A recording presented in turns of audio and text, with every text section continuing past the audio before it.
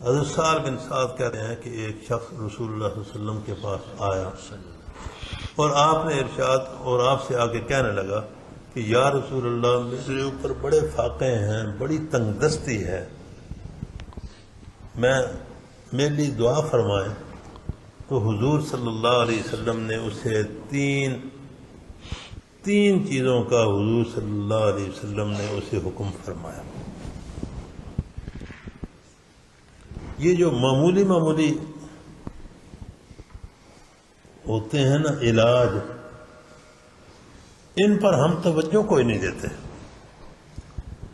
اور ان معمولی علاجوں پر معمولی جو چھوٹے چھوٹے ارشادات ہوتے ہیں، ان کے اندر اتنی برکتیں ہوتی ہیں کہ انسان ان کو نہایت قیمتی سمجھے اور ان پر عمل شروع کرے تو اللہ تعالیٰ کئی تکلیفوں کو، کئی مشکلوں کو دور فرماتے ہیں۔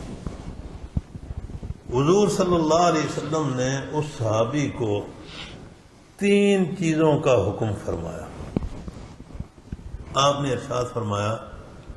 کہ بھائی تو جب بھی گھر میں داخل ہو تو گھر والے اگر گھر میں موجود نہ بھی ہوں تو اونچی آواز میں السلام علیکم ورحمۃ اللہ وبرکاتہ کہا۔ گھر والے گھر نہ بھی ہوں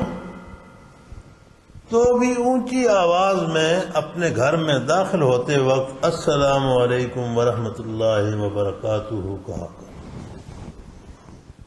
اور پھر ساتھ آپ نے ارشاد فرمایا کہ اس سلام دینے کی وجہ سے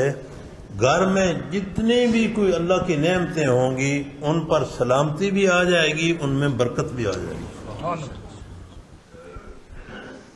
یہ جو سلام دینے کا حضور صلی اللہ علیہ وسلم نے حکم فرمایا ہوا ہے نا، اس کے اندر بڑی حکمتیں ہیں۔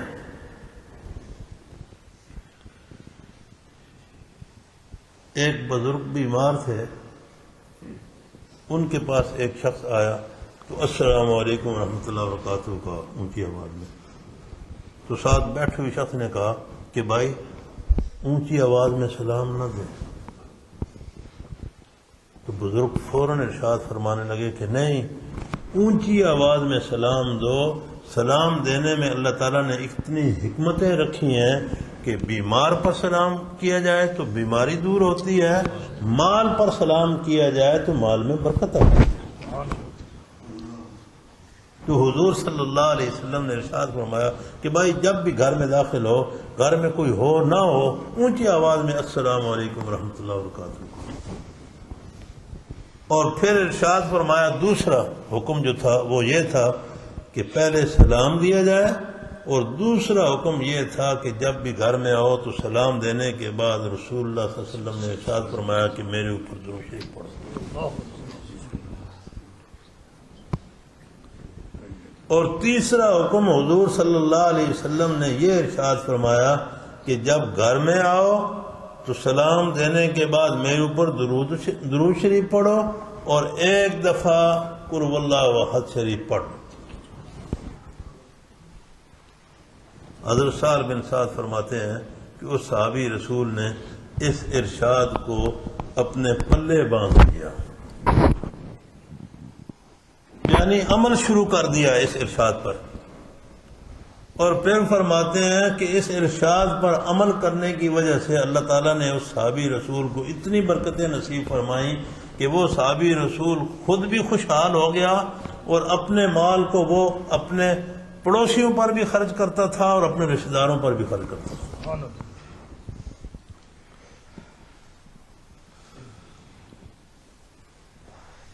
معمولی چیزیں ہیں کرنے، کتنا وقت لگتا ہے